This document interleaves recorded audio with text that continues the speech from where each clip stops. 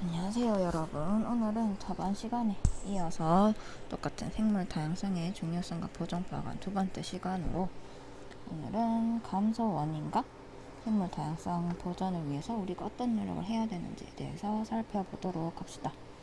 먼저 학습 목표부터 살펴보면 첫 번째 생물 다양성의 중요성을 설명할 수 있어야 하고요. 두 번째 생물 다양성을 보존하기 위해서 우리가 어떤 실천 방안을 토해할 수 있을지 그거 생각해 보아야 합니다. 그러면 처음으로 우리 생물 다양성의 감소 원인부터 살펴봅시다. 우리 감소 원인은 총 4가지를 오늘 수업 시간에서 배우게 될 건데요. 그 중에서 첫 번째 서식지 파괴와 단편화부터 살펴보도록 합시다. 첫 번째 서식지 파괴는 과도한 개발에 따른 산림의 벌채, 습지의 매립 등으로 인해서 서식지가 파괴가 되는데요. 옆에 그림 잠깐 볼까요? 선생님이 그래프를 준비를 했습니다. 이 그래프를 살펴봤을 때 서식지가 파괴된다면 서식지에 살던 생물 중 80%가 영향을 받기 때문에 생물 다양성 감소에 가장 큰 영향을 주는 것이 바로 이러한 서식지 파괴가 되겠습니다. 이 서식지 파괴 중에서도 우리가 하나를 더 살펴볼 건데요. 서식지 파괴 중에서 우리는 서식지 단편화에 대해서 살펴보도록 하겠습니다. 서식지 단편화는요, 철도, 도로, 댐, 건설 등으로 서식지가 소규모로 분리되는 것을 말하는데, 서식지가 단편화가 되면 먼저 생물 종이 이동이 제한되고요. 또 생물 종이 고립이 되게 됩니다. 그렇게 되면서 옆에 사진을 통해서 살펴보도록 합시다. 우리 첫 번째 서식지가 단편화되지 않았을 때는 내부 면적이 64입니다. 그런데 여기에서 철도가 생기고 도로가 생기면서 서식지가 단편화가 되면 내부 면적이 줄어드는 걸 수치로도 확인할 수 있는데, 먼저 가장자리 면적이 증가를 하게 되고요. 서식지 면적은요,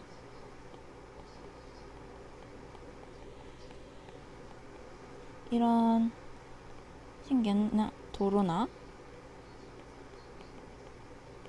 철도의 면적보단 훨씬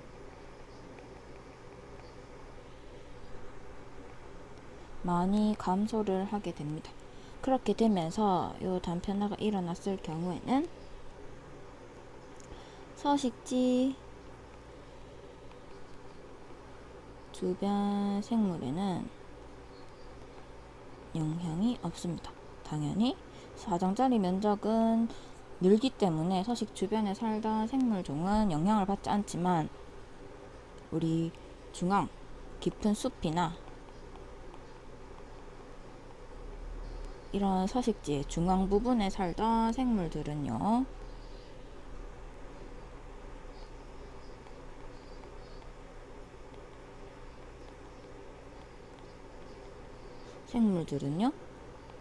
자신의 보금자리를 잃는 거기 때문에 멸종을 하게 됩니다. 그래서 이런 단편화가 일어났을 때는 다양성이 감소를 하게 되고요. 우리 두 번째 감소 원인은 바로 불법 포획과 남획이 되겠습니다. 불법 포획 같은 경우에는요, 야생 동식물을 남획하거나 불법 포획을 하면 생태계에 큰 변화를 주는 건데, 특정 생물종의 멸종은요, 생태계에서 먹이 관계도 영향을 주어 생물 다양성을 감소시킨다 라고 하는데, 우리 불법 포획이나 남획, 포획 같은 경우에는 대형 동물들, 호랑이나 사슴 같은 게 포획이라고 부르고, 남획 같은 경우에는 우리 물고기 잡죠. 해양 생물들, 물고기를 잡을 때 우린 나무위기를 하고 포획은 사냥 같은 걸 말할 때 포획이라는 용어를 쓰는데, 요거 한 개체만 잡기 때문에 한 개체만으로 따지고 봤을 때는 직접적인 영향이 없습니다. 불법 포획과 남획이 일어난다고 해도 한 개체에는 직접적인 영향이 일어나지 않지만, 요거를 좀 범위를 넓게 봤을 때, 저번 시간에 봤던 것처럼 범위를 넓게 봤을 때는 그 생물이 멸종이 되면 그 생물을 먹고 살던 생물들은 먹을 게 없어지기 때문에 그것이 먹이 관계에서 영향을 주어서 생물 다양성을 감소시키는 이유가 될 수도 있습니다. 현재 우리나라에서는 불법 포획으로는 호랑이, 늑대가 멸종 위기에 처하고 있다고 알고 있으면 됩니다. 그러면 세 번째는 우리 외래종 유입에 관한 건데요. 외래종 유입 같은 경우에는 잘 동화돼서, 우리 자연과 잘 동화돼서 살아가는 외래종도 있지만, 이 외래종 유입이 생물 다양성의 감소의 원인이 되려면 천적이 없어야 돼. 천적이 없는 경우에는 이 생물 다양성의 감소의 원인으로 위험할 수 있다는 거. 외래종 같은 경우에는 천적이 없는 경우에 위험하다는 거 알고 있으면 되고요. 외래종 같은 경우에는 우리 황소개구리, 크니 우럭, 유트리아, 꽃매미, 가시상추, 블루길 등등 이런 외래종이 있다 정도 알고 있으면 됩니다. 그러면 외래종에 관해서 우리 어떤 위험이 있는지 영상을 통해서도 한번 살펴보고 오도록 합시다.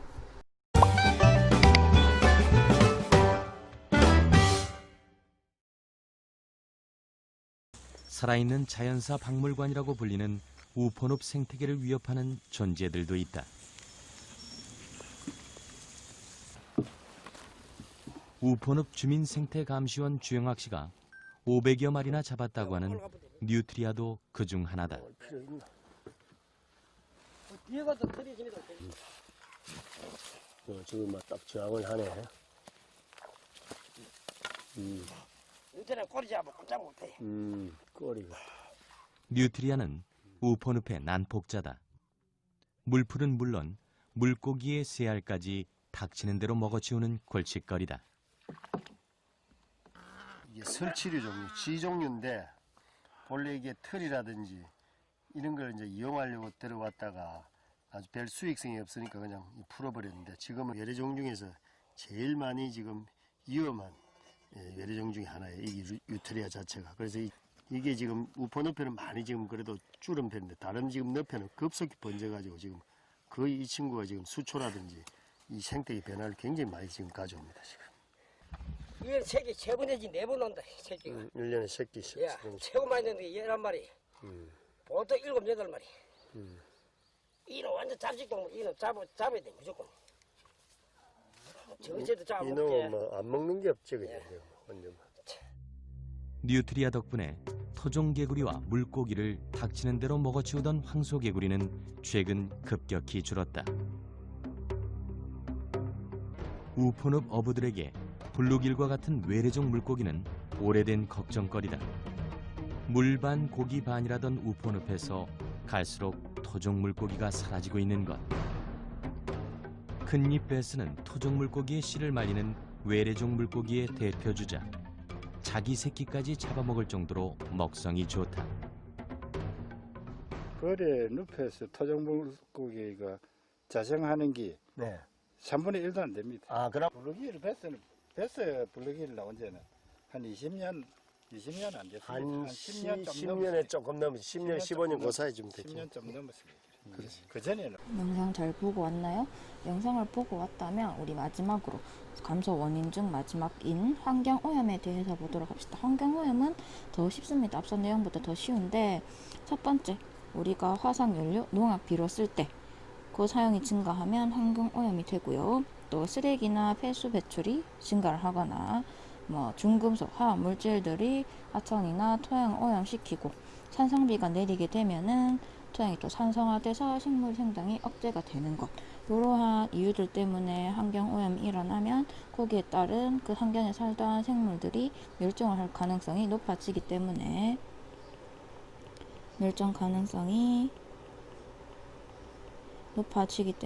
거기에 따른 생물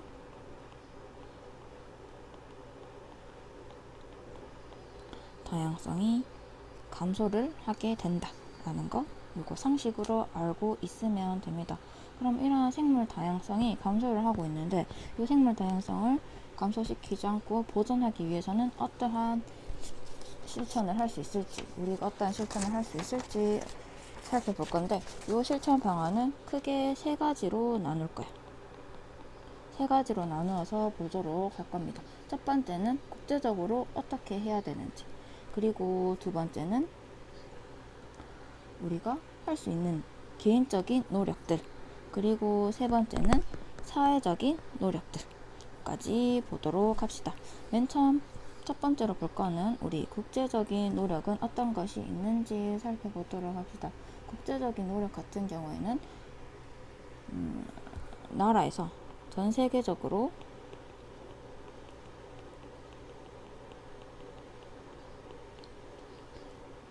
크게 협약을 체결해서 우리 이러한 것을 보존하자, 지키자 하고 하는 것이 국제적인 노력인데, 이런 협약들도 다양합니다. 종류가 어마무시하게 많아. 그 중에서 살펴볼 교재도 적혀 있지만 협약에 대해서 첫 번째 살펴볼 것은 생물 다양성 협약 해서 주요 목적은 생물 다양성의 보전이고요. 두 번째로는 남사르 협약 같은 거 해서 습지를 보호한다라는 건데, 우리나라의 남사르 협약으로 습지 보존을 하고 있는 지역은 일단 최초로 전라남도 순천이, 우리 순천만 알지? 순천만이 지정이 되었고요. 최초로. 그 다음에는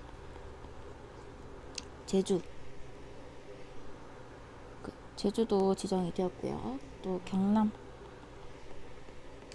창녕,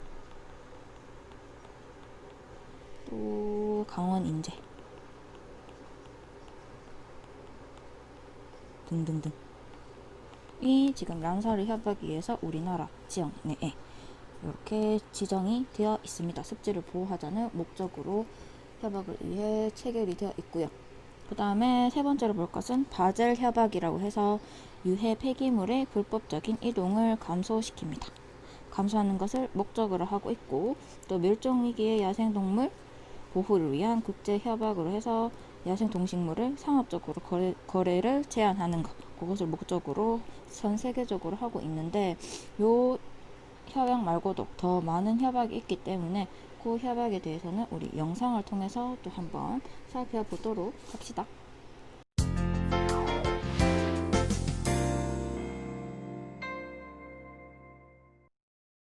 생물 다양성을 보존하기 위한 국제협약. 국제사회는 생물 다양성을 보존하기 위해 국가 간 협약을 맺어 서로를 규제하는 동시에 협력하고 있다. 람사르 협약. 물새 서식지로 중요한 습지의 보전과 현명한 이용을 목적으로 체결된 협약.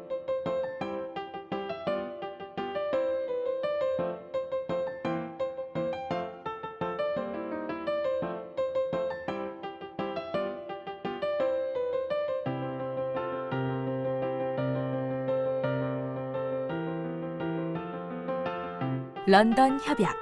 산업화로 발생한 폐기물의 해양 유기로 해양 오염 문제가 발생하여 폐기물을 해양에 함부로 버리는 것을 막기 위해 체결된 국제 협약.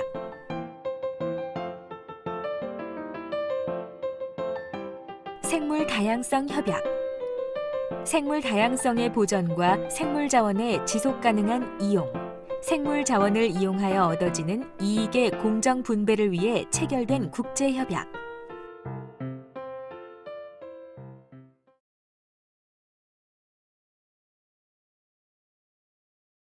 그럼 우리 두 번째로 사회적으로, 국가적으로 어떤 노력을 하는지 한번 살펴보도록 합시다.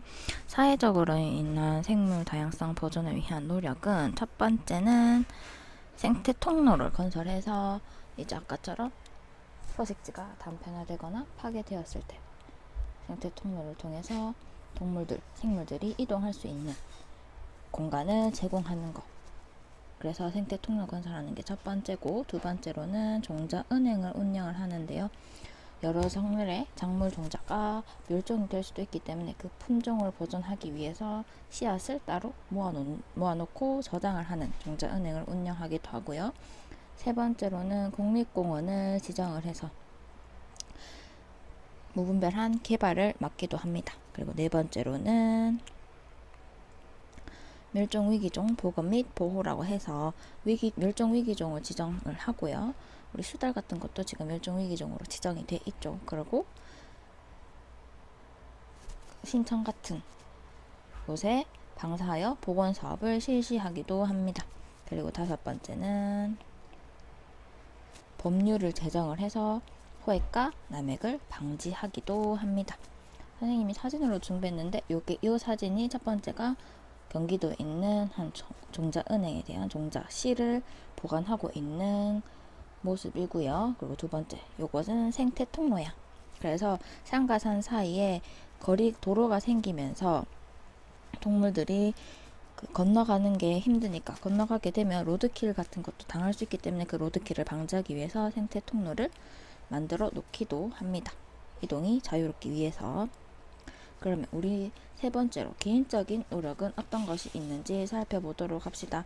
우리가 자원을 절약을 하고 에너지도 절약을 하면서 우리 스스로가 참여를 해야 하는 것 중에 하나인데, 개인적인 노력으로는 우리 스타벅스에 가면 첫 번째, 스타벅스에서 자주 하고 있는 노력들. 스타벅스에 우리 가면 일회용 컵 매장 내에서 못 쓰죠.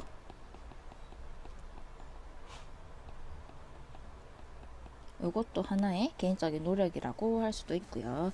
그리고 두 번째로는 우리 박스 테이프.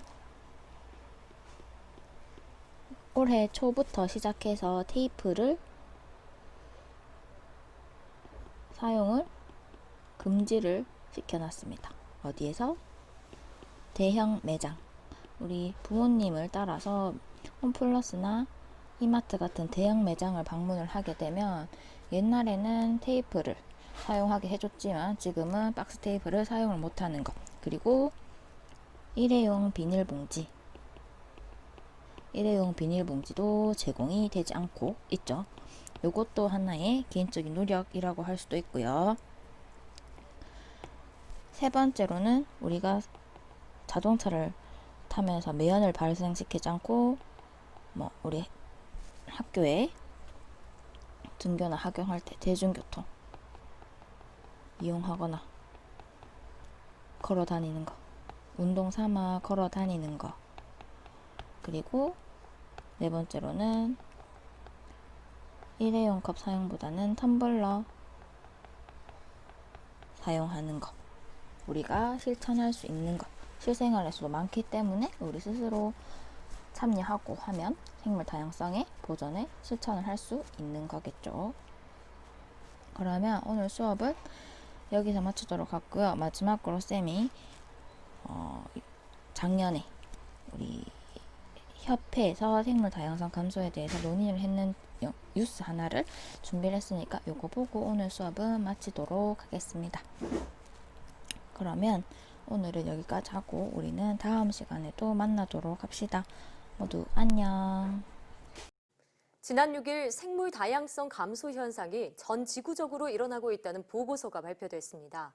생물 다양성이 지속해서 감소한다면 인류에게는 어떤 영향을 끼치게 될까요? 네, 오늘 에코 매거진에서는 허정림 환경공학 박사와 함께 생물 다양성 감소에 따른 생태계 위기에 대해 이야기 나눠보겠습니다. 네, 박사님 안녕하십니까? 어서 오세요. 네, 지난 4월 29일부터 이달 4일까지였죠. 파리에서 유엔 생물 다양성 과학기구 총회가 열렸는데 참 이 회의에서 전 지구 생물 다양성 및 생태계에 대한 요약 보고서를 채택해서 발표를 했는데 이 보고서를 얘기하기 전에 IPBES라고 하죠. 유엔 생물 다양성 과학기구 어떤 곳인지 설명 부탁드리겠습니다. 네. IPBES는 전 세계 전문가와 정부 대표가 생물 다양성 감소와 생태계 위기를 평가하고 정책적 대안을 마련하기 위해서 2012년 설립된 정부 간 협의체입니다. 네. 지구의 생물 다양성 감소에 대한 과학적 조사와 연구를 하고 해당 결과를 각국에 전달하는데요.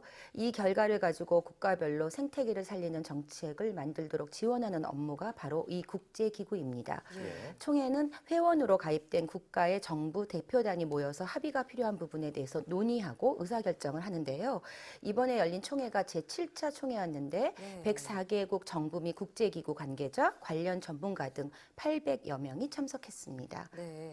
자, 이번 총회에서 이 전지구 생물 다양성 및 생태계에 대한 요약 보고서를 채택했다. 앞서 오세혁 앵커가 얘기를 했는데 이 보고서에는 정말 전례 없는 꽤 충격적인 내용이 담겼다고 네. 들었습니다. 자세히 설명해 주시죠. 네, 이번 보고서는 지금까지 생물 다양성을 다룬 보고서 중에서 가장 포괄적이었는데요.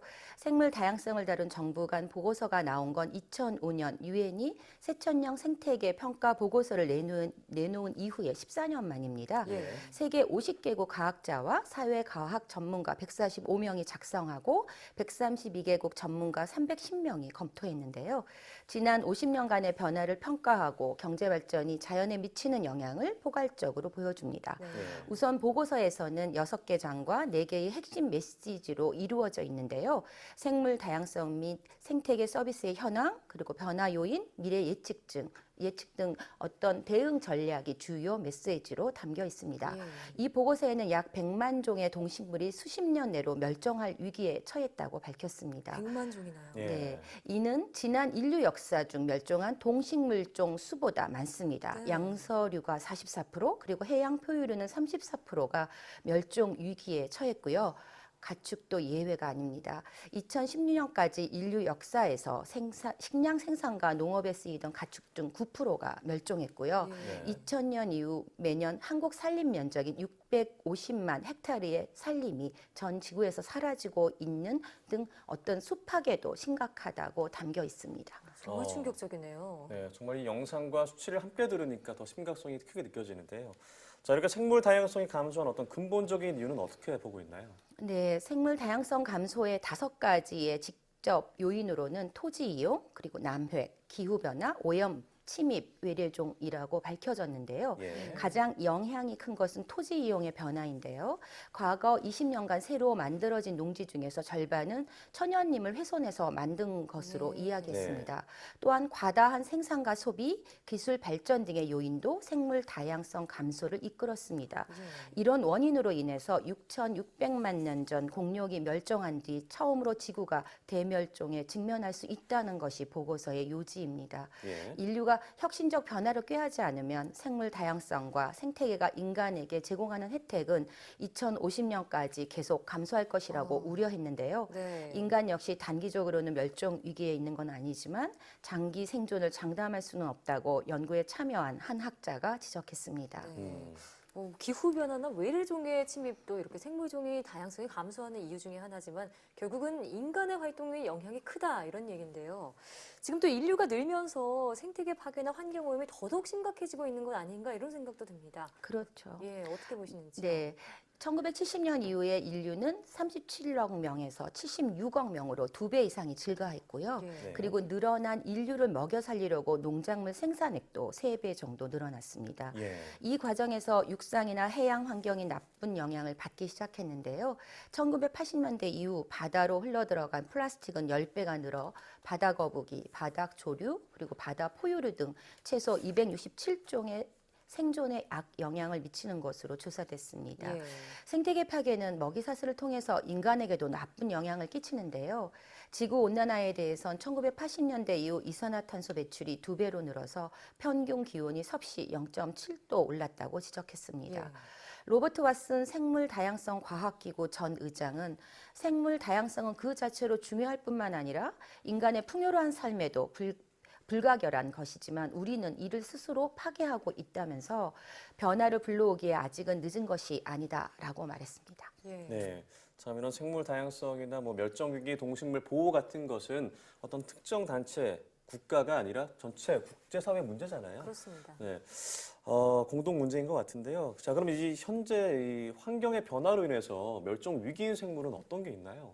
네, 자연의 관리나 멸종위기 동식물을 보호하기 위해서 활동하는 세계 최대 규모의 환경단체인 국제자연보전연맹에서는 2 내지 5년에 한 번씩 세계 멸종위기 동물을 위험 순으로 나누어 구분해서 발표합니다. 예. 구분 방법은 절멸, 야생절멸, 절멸위급, 절멸위기 등 9가지로 분류해서 나누는데요. 예. 대표적인 멸종동물 몇 가지만 소개해드리자면 네. 우리나라에 독도강치가 있습니다. 우리나라 종이군요. 독도강치. 네, 예. 독도강치는 독도에서 서식하는 바다 사자인데요. 예. 한때 개체수가 4만여 마리에 이를 정도로 많았지만 일제 강점기 때 일본인에 의해서 무분별하게 포획으로 멸종됐습니다. 한 번 줄어든 개체수는 좀처럼 회복하지 못했고 결국 1994년 IUCN은 최종 멸종한 것으로 판단했습니다. 현재는 복원하기 위한 노력이 이어지고는 있지만 구체적인 성과는 내지 못하고 있다고 합니다. 그렇군요. 또 북아메리카 지역에서 서식했던 여행 비둘기는 미국 개척 시대의 식량, 사냥 대회 등으로 무분별하게 잡는 바람에 개체수가 급감했습니다. 네. 1890년대에 뒤늦게 보호 정책을 발표했지만 이미 돌이킬 수는 없었고 1914년대 최종 멸종되었습니다. 예. 자, 한때 동해의 상징이었던 독도강치가 이제는 멸종의 상징이 된 건데요. 예. 생물 다양성 감소 현상을 우리가 대수롭지 않게 여길 경우 어떤 문제가 생길 수 있을까요? 네, 우리가 멸종위기 동식물을 보호하지 않으면 외래종들이 생태계를 교란하고 그리고 먹이사슬의 변형을 가져와서 순환의 원리가 깨지게 되는 것인데요. 네. 결국 일부 생물종의 위기뿐만이 아니라 인간의 삶에도 위기를 초래할 수 있다라는 사실을 인지해야 합니다. 그렇습니다. 즉 자연 속에서 조화로운 생태계의 순리를 거스르지 않는 것이 무엇보다 중요합니다. 네, 그렇다면 이렇게 지속 가능한 생태계 보존을 위해서 우리 인간들은 어떤 노력을 좀 해야 될까요? 네, 지속 가능한 생태계 보존은 생태계 질서와 순환의 원리를 지키는 것이죠. 예. 그래서 우리가 생활의 편리함을 위해서 하는 행동이 지구 온난화의 원인이 된다는 거 아셔야 예. 되는데요. 그래서 지구 온난화가 되면은 빙하 감소가 되고 해수면이 상승되고 사막화와 같은 지구 환경 변화에 악영향을 주고 다양한 생물종의 서식지를 파괴하고 생존을 위협합니다. 또한 생물 다양성을 위해서 멸종 위기종을 보호하는 것은 정부나 환경단체만 하는 일이 아니라 네. 어린아이 때부터 관심을 가지고 실천해야 하는 부분인데요. 이는 곧 지구 환경을 지키는 일이면서 동시에 우리 아이의 미래를 지켜내는 일이라는 사실 잊지 마시길 바랍니다. 네. 주변에 작은 풀 한 폭이 그리고 벌레 한 마리의 생명체도 소중히 여기는 그런 마음이 중요하겠죠. 예. 예. 오는 22일은 유엔이 정한 세계 생물 다양성의 날이죠. 예. 이 생태계 파괴와 생물종 감소에 맞서서 각국이 펼칠 수 있는 정책은 무엇일지 고민을 해야겠습니다. 네, 지금까지 허정님 환경공학 박사와 함께 얘기 나눠봤습니다. 오늘 말씀 고맙습니다. 고맙습니다.